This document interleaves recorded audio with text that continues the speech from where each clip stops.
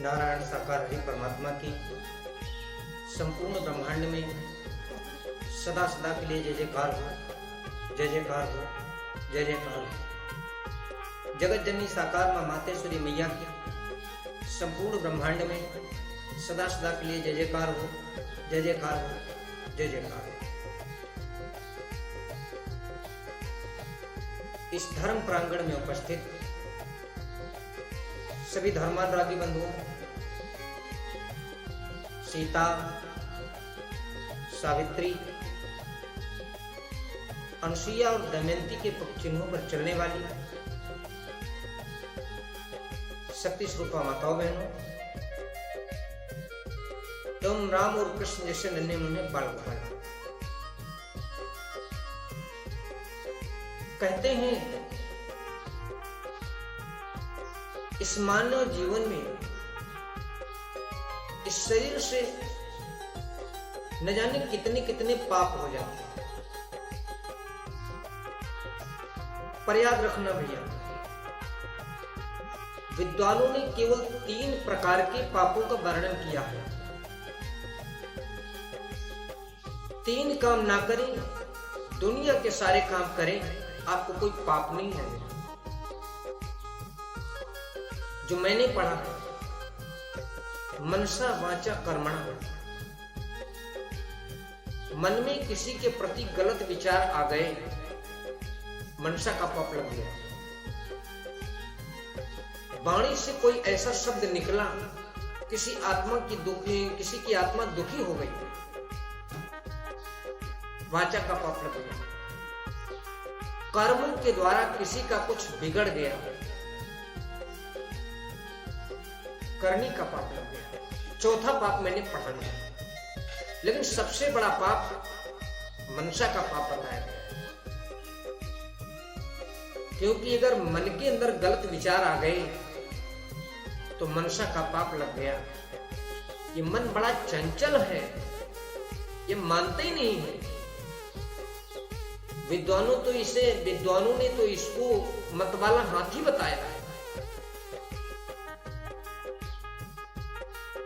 लोग कहते हैं मन मतंग मानत नहीं, जब तक खता न खाए।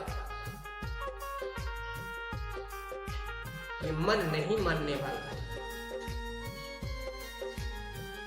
और कहते हैं जिसने मन को अपने वश में नहीं कर पाया, जीवन में वो कुछ नहीं कर पाएगा। गीता कहती है, श्रीमद् भागवत गीता अध्याय 6 का 2 श्लोक बताता है, बंधुर आत्मा आत्मन एक आत्मयो आत्मनः जिता,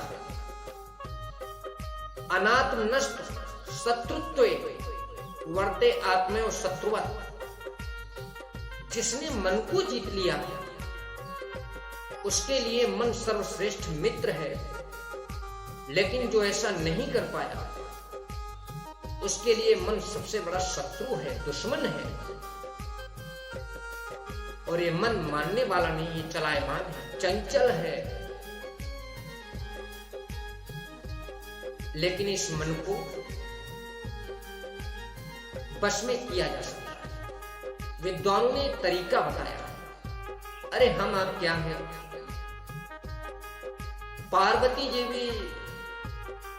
पार्वती जैसी नारी, उनका भी मन विचलित हो गया। जिस समय माता पार्वती तपस्या कर रही थी, सप्तर्षि परीक्षा लेने गए। बोले, देवी तुम उस अवघड़ के चक्कर में क्यों पड़ी हो? चलो तुम्हारी शादी हम विष्णु भगवान से करवाते हैं। पार्वती जी ने यही जवाब दिया था, सप्तर्षियों, मनु हठ परा न सुनहि सिखावा, और चाहती वारी पर भीति उठावा। ये मन हठीला है, ये हठ ठान बैठा है। मन को बस में किया कैसे जाता है? आओ एक उदाहरण बता दें। विद्वानों ने लिख दिया मनुहे बकरा, मनुहे बकरा। इसको कैसे आप वश में करेंगे, उदाहरण से समझिए। एक बार एक राजा का दरबार लगा और राजा ने एक बकरा मंगाया। अपने भरे दरबार में अनाउंस कर दिया कि जो इस बकरे को छका देगा उसको हम आधी राज दे देंगे। है कोई? एक व्यक्ति खड़ा हुआ, हम है हुजूर। तुम बकरा छका दोगे? बोला हाँ। राजा साहब ने पूछा कई दिन में? बोला 5 दिन में। ले जाओ, लेकिन अगर बकरा छका नहीं तो जेल में डाल देंगे। मंजूर है मां। वो बकरा लेके गया, उसे खूब भरपेट खिलाया, खूब चना खिलाया, खूब चना खिलाया। बकरा फूल के यव हो गया, चले ना पाओगे। समय पूरा हुआ, दरबार लगा, बकरा मंगाया गया। लोग उमड़ पड़े, भाई आज बकरा कैसे छकेगा। बकरा दरबार में मंगाया गया। राजा साहब ने पूछा बकरा छक गया? बोला हाँ हुजूर छक गया। बकरे को दरबार में लाया गया। राजा साहब ने ले आओ हरी हरी बरसियम, और जैसे हरी हरी बरसियम डाली, बकरा बकर बकर खाने लगा। बकरा बकर बकर खाने लगा। राजा साहब ने कहा उठाओ इसे और जेल में डाल दो। पहरा बकरा छक गया। और कोई? एक व्यक्ति और खड़ा हुआ, महाराज हम छका देंगे। बोले कई दिन में? मैं बोला 3 दिन में। बकरे को लेके गया, खूब हरी हरी बरसियम खिलाई, खूब हरी हरी बरसियम खिलाई। बकरा फूल गया, छक गया, चल नहीं पाओगे। 3 दिन पूरे हुए, बकरा दरबार में लाया गया। राजा साहब ने पूछा बकरा छक गया? हाँ हुजूर छक गया। दरबार भरा है। राजा ने नौकर से कहा ले आओ गुलरिया के पत्ता, डाल दो बकरे के सामने। जैसे गुलरिया के पत्ता लाए, बकरा के सामने डाला, बकरा बकर बकर खाने लगा। बकरा बकर बकर खाने लगा। राजा साहब ने कहा इसको भी पकड़ो, जेल में डाल दो। और कोई? लोगन की हवा खराब हो गई। और कोई ये बकरा छकाने वाला? वहीं पर एक सत्संगी बैठा था। बोला हाँ महाराज हम हैं। कई दिन में छका दोगे? बोला 7 दिन में। ले जाओ। बकरा ले गया। क्या करता है वो? एक डलिया में सूखा भूसा और एक बल्टिया में पानी रख दिया। दिन भर बकरट्टू बांधे रहे, कुछ नहीं खाया। 24 घंटा बीत गए। 24 घंटा के बाद वो गया, लाया हरी हरी बरसियम।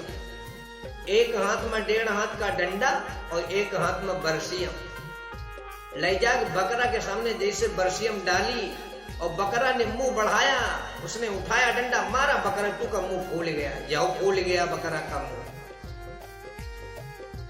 फिर बरसियम बढ़ाई, डंडा देखे बकरट्टू घूम जाए।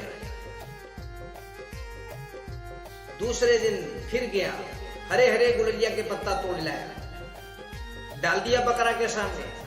जैसे बकरा बढ़ा खाने के लिए, मारा डंडा, मुंह फूल गया। 5 दिन में वो बकरा की हालत खराब। अब हम डंडा देखा, इतना डर गया वो।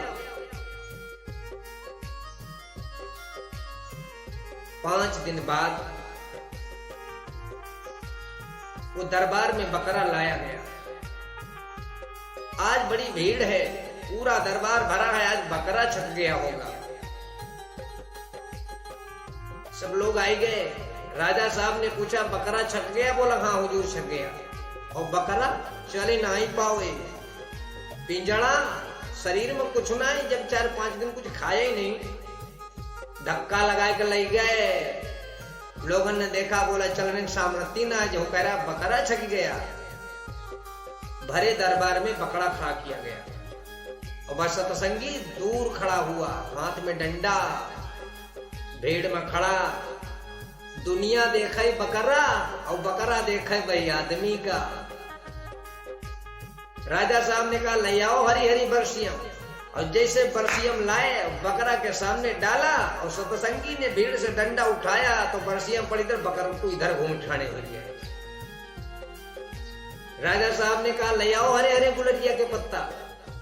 गुलरिया के पत्ता लाए, बकरा के सामने डाले, और जैसे पत्ता डाले सतसंगी ने उठाया डंडा तो पत्ता पड़ा इधर, बकरा को उधर घूम ठाने हो गए।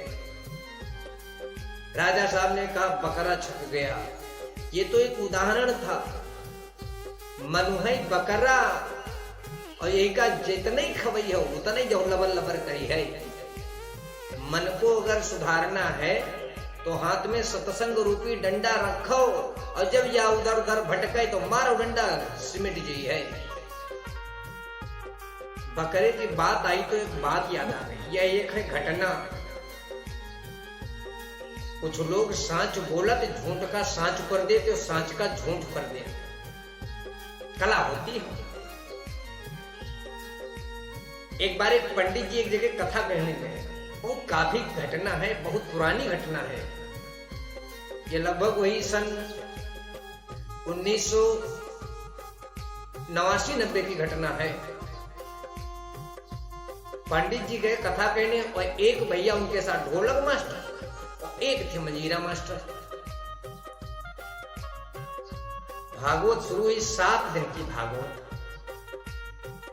और भागवत में जब प्रारंभ की जाती है तो कलश जलाए जाते हैं, उनके नीचे अनाज रखा जाता है। रात में 12 बजे जब कथा समाप्त हुई सब लोग तो सो जाएं, और पड़ोस में एक बकरा रहता था, और वही बकरा को अपने छुट्टे को डालते थे। जब सब लोग सो जाए तो बकरा आवे, कलश के नीचे जितने दाना थे सब चुनी जाए, चला जाए। 3-4 दिन बीत गए। घर मालिक बोला पंडित जी कई दिन से हमें जहमा अनाज रखत और सब अनाज का हुई जा। तो उनके साथ में जो मंजीरा मास्टर थे, मैं बोले आज के बाद दाना नहीं चुके जी है, लेकिन बताया किसी से नहीं। कथा समाप्त तो हुई रात में, सब लोग चले गए और चरपैया डाल के लेट गए, लेकिन सोए नहीं। बकरा आया 1-2 बजे के समय में, दाना चुगने लगा, और मंजीरा मास्टर उठे और ले जाकर बकरा को पकड़ा और ऐंठ गर्दन तुरंत ही मार डाला। बकरा मर गया। ये घटना है, कहानी नहीं है। बकरा मर गया। दौड़े दौड़े कहां पहुंचे? ढोलक मास्टर जो थे थोड़ा मोटे ताजे थे। ढोलक मास्टर के पास गए, भैया उठाओ। बोले कहा? बोले उठाओ। बड़े जोर से उठ के कहा भैया? बोले चुप ही रहो, नहीं बकरा को मार तुम डरी है। तब तो वही घबराए गए। बोले भैया का बताओ? बोले बताओ तो नहीं, चुप ही रहो, जो बताओ मैं सो करो। पकड़ कर ले गए। बोले जो बकरा मरा पड़ा है, और यही का उठाओ, पीठ पर ला दो और लेके चलाओ। भाई बोले हम नहीं ले जाए हैं। बोले ना ले जाए, मार तो बहुत डरी है। ढोलक मास्टर घबराए गए। बकरा लादा, रात में खपड़ी पर लादा ले गए। एक नहर बह रही थी, उसी में छोड़ दिया। बकरा बह गया। लौट के गए। रोज स्नान होते थे 7 बजे 8 बजे, अब दिन 4 बजे नहाए धो पूजा पाठ घंटी कहलाने लगे। बता दिया, किसी से बताना नहीं, अगर कहूं बात निकल गई तो मारे तुम डरी है, तेरे बहुत बुरा।